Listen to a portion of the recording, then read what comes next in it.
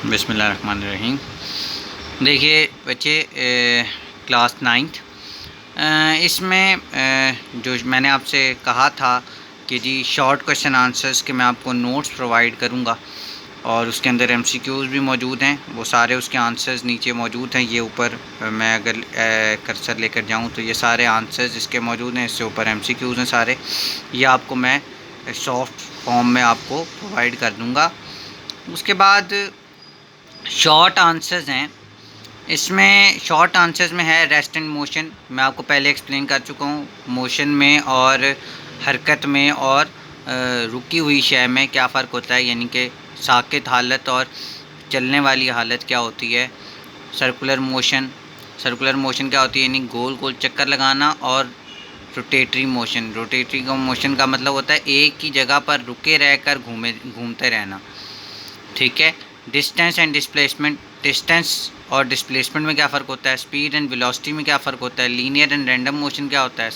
Scalar and vector quantity क्या होती है। ठीक है। उसके बाद when the body changes its position with respect to surrounding then it is in motion. और देखिए मैंने आपको जब समझाया था मोशन वाला टॉपिक, तो उसमें मैंने आपसे कहा था कि जब एक बॉडी अपने सराउंडिंग्स के मुताबिक अपनी जगह तब्दील करे, अपने सराउंडिंग यानी इर्द गिर्द की चीज़ों के मुताबिक अपनी जगह बदले तो उसको क्या कहेंगे, मोशन। और अगर ना बदले, अपने आसपास की चीज़ों के मुताबिक अपनी जगह ना तब्दील करे तो वो हरकत नहीं कर रही, रेस्ट पर है। उसके बाद the motion of body in a circular path is called circular motion, while spinning motion of body about its own axis is called rotatory motion. देखिए जब एक बॉडी किसी एक शय के गिर्द चक्कर लगाए, ठीक है, किसी एक शय के गिर्द चक्कर लगाए तो उसको क्या कहेंगे हम, सर्कुलर मोशन। और रोटेटरी मोशन क्या होता है कि अपने फिक्स एक्सिस पे रहकर घूमता रहे। जैसे रोटेटरी मोशन की एग्जांपल होती है पंखे की, यानी कि वो मीन पॉइंट से फिक्स होता है और घूमता रहता है। जबकि जो सर्कुलर मोशन है ना, उसकी मैं एग्जांपल देता हूँ तवाफ़े काबा से। तवाफ़े काबा में क्या होता है, जो लोग होते हैं वो काबे के गिर्द चक्कर लगाते हैं। वो कौन सा मोशन परफॉर्म कर रहे हैं, सर्कुलर मोशन, सर्कुलर पाथ में मूव किए जा रहे हैं। ठीक है। उसके बाद length of path between two points is called distance. दो पॉइंट्स के दरमियान जो डिस्टेंस होता है, ये फासला होता है, उसको हम डिस्टेंस कहते हैं। जबकि उन्हीं दो पॉइंट्स के दरमियान जो शॉर्टेस्ट डिस्टेंस, सबसे छोटा फासला होगा, उसको हम क्या कहेंगे, डिस्प्लेसमेंट कहेंगे। ये देखिए अगर मैं आपको दिखा सकूं एग्जांपल के तौर पे, देखिए अगर ये एक पॉइंट है, जूम काफ़ी ज़्यादा हुआ है, एक पॉइंट ये है और एक पॉइंट ये है। ठीक है। अगर मैं इसके गिर्द, यानी कि यहाँ से लेकर यहाँ तक एक लाइन ड्रॉ करूँ, ठीक है, अगर मैं इसके यूँ ड्रॉ करूँ तो ये थोड़ी सी टेढ़ी लगी है लाइन, तो ये शॉर्टेस्ट डिस्टेंस नहीं है। ठीक है, थोड़ा सा इसमें कर्व आ रहा है।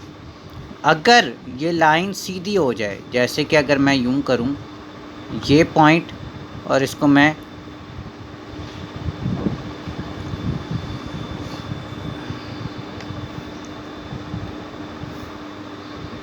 सीधा ड्रॉ करूँ नीचे, तो ये इधर इस वाले पॉइंट और इस पॉइंट के दरमियान सीधी लाइन है, तो ये शॉर्टेस्ट डिस्टेंस है, तो ये क्या होगा, डिस्प्लेसमेंट। जबकि ये क्या था, डिस्टेंस।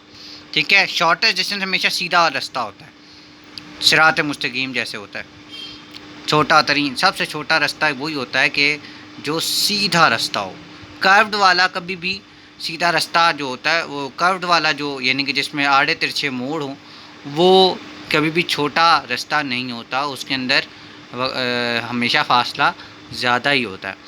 उसके बाद distance covered by an object is called speed, while rate of displacement of a body is called velocity. Distance covered by an object in unit time, यहाँ पर इसमें थोड़ी सी मिस्टेक है। Object, distance covered by an object in unit time,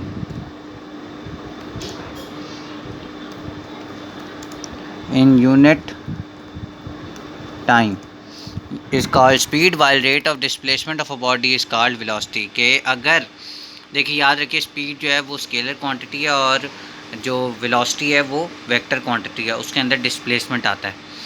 ठीक है, अगर एक body जितना डिस्टेंस कवर करे एक लम्हे में यानी एक सेकंड में, तो वो क्या कहलाता है, स्पीड। और अगर एक रुख पर किसी डायरेक्शन में, ख़ास डायरेक्शन में डिस्टेंस कवर करे तो उसको हम एक सेकंड में, तो उसको हम क्या कहेंगे, वेलोसिटी। ठीक है, वेलोसिटी और स्पीड का यूनिट सेम होता है, मीटर पर सेकंड ही होता है। उसके बाद motion of body along straight line is called linear motion. अगर एक बॉडी सीधी लाइन में चलती रहे उसको हम क्या कहेंगे, लीनियर मोशन। और डिसऑर्डर्ड मोशन, आड़े तिरछी जगहों पर बॉडी मूव कर रही है, जिग जैग ट्रैक है, आड़े तिरछी रास्तों पर घूम रही है कोई बॉडी, तो उसको हम क्या कहेंगे, random motion. Physical quantities which are completely described by magnitude and units are called scalar quantities. Scalar quantities कौन सी होती हैं, जिसके अंदर सिर्फ मिकदार का जिक्र होता है, मिकदार की बात करो और वो बात पूरी हो जाए। ठीक है, तो उसको हम क्या कहेंगे, स्केलर क्वांटिटी। और अगर हम ये कहें कि इसके अलावा अगर उसमें डायरेक्शन भी इन्वॉल्व हो, सिमत का तयन भी हुआ हो, तो उसका मतलब क्या है कि वो वेक्टर क्वांटिटी है। जैसे स्पीड और वेलोसिटी दोनों स्केलर और वेक्टर क्वांटिटीज़ हैं। अब देखिए define term speed, velocity and acceleration. Speed, velocity और एक्सेलरेशन बताइए। मैं अभी आपको पहले बता चुका हूँ, स्पीड और velocity, distance covered by an object is called, ये गलत है, distance covered by an object in unit time,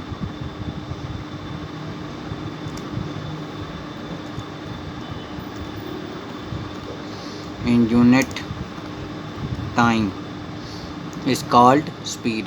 और उसके बाद rate of displacement of a body in unit time, ये भी इन यूनिट टाइम है,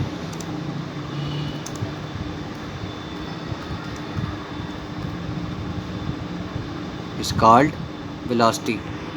उसके बाद एक्सेलरेशन। एक्सेलरेशन क्या होती है, rate of change of velocity is called acceleration.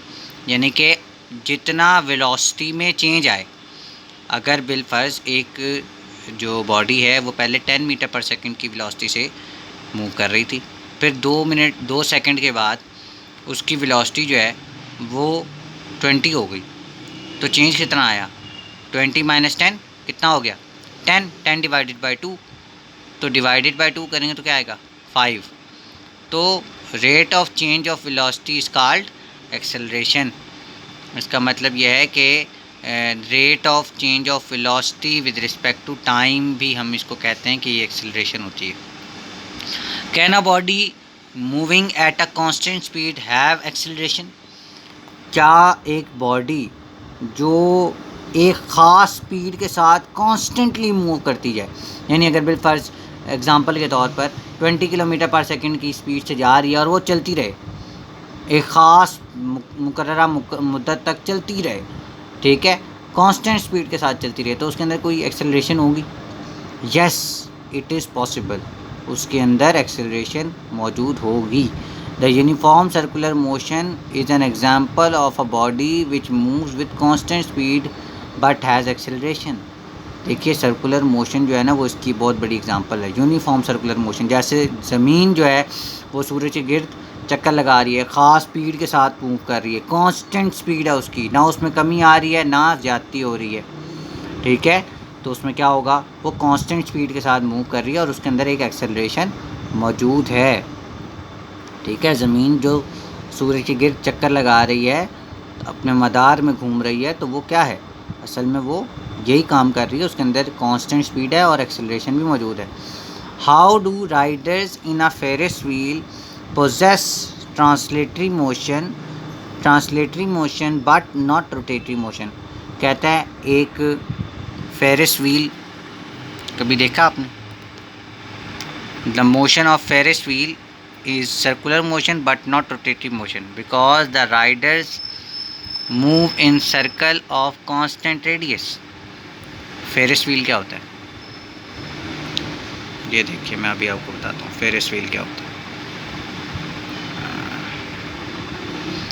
Ferris wheel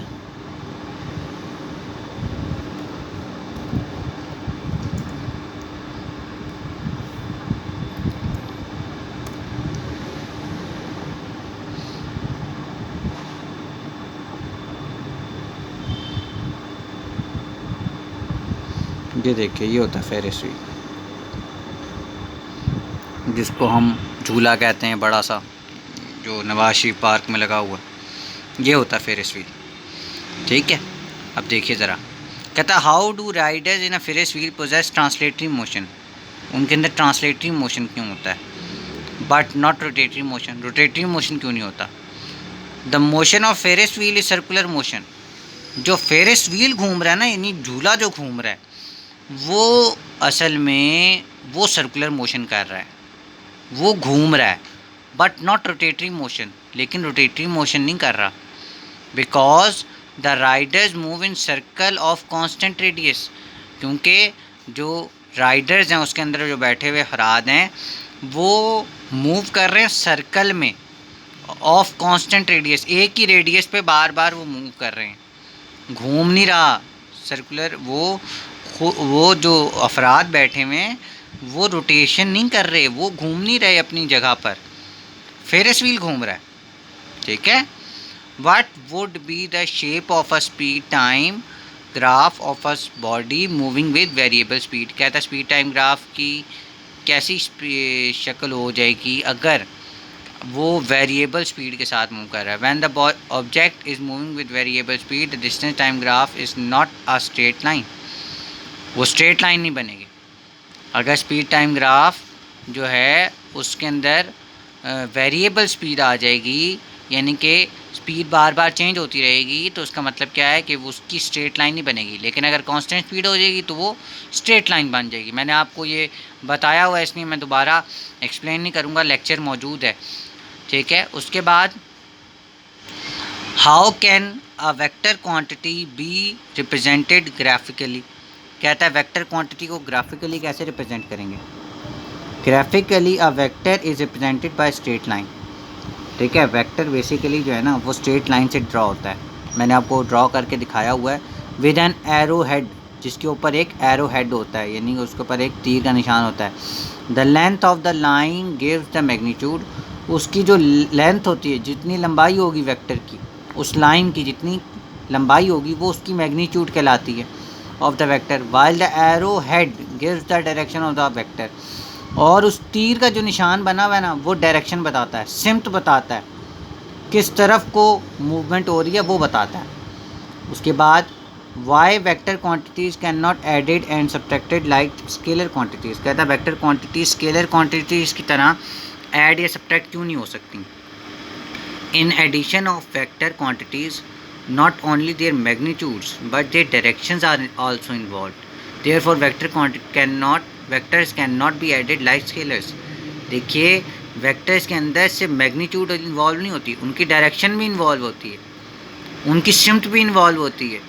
इसलिए उनकी एडिशन जो है वो स्केलर क्वांटिटी जैसी नहीं हो सकती। स्केलर क्वांटिटी में सिर्फ मैग्नीट्यूड होती है, उनकी मैग्नीट्यूड ऐड करनी होती है, वो ऐड हो जाती है। लेकिन जो डायरेक्शन है उसको ऐड करने का तरीक़ाकार ही और है। वो हेड टू टेल रूल वाली बात है कि हेड के ऊपर दूसरे की टेल रखी जाए, तो वो एक ख़ास प्रोसेस है, एक ख़ास तरीक़ाकार है जो आपके कोर्स में नहीं है फ़िलहाल।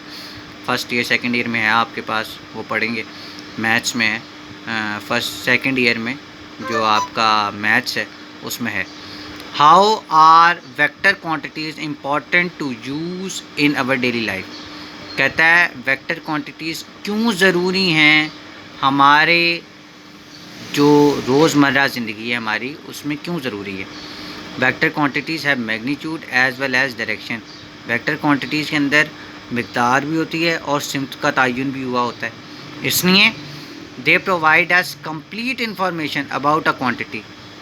इसीलिए वो हमें पूरी इंफॉर्मेशन देता है, पूरी यानी कि आपको मालूमात फ़राहम कर देता है उस क्वांटिटी के बारे में, उस वेक्टर क्वांटिटी के बारे में।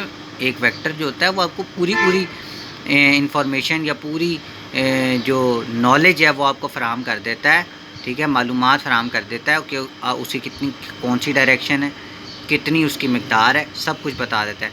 Therefore vector quantities are important for us in our daily life. इसलिए वेक्टर क्वांटिटीज़ जो हैं वो हमारी डेली लाइफ में बड़ी ज़रूरी हैं। मैं आपको इसके साथ ये वीडियो के साथ ये प्लेज कर रहा हूँ आपकी ये अपनी शॉर्ट क्वेश्चन आंसर्स के नोट्स, तो आप यहाँ से नोट कर लीजिएगा। Thank you very much.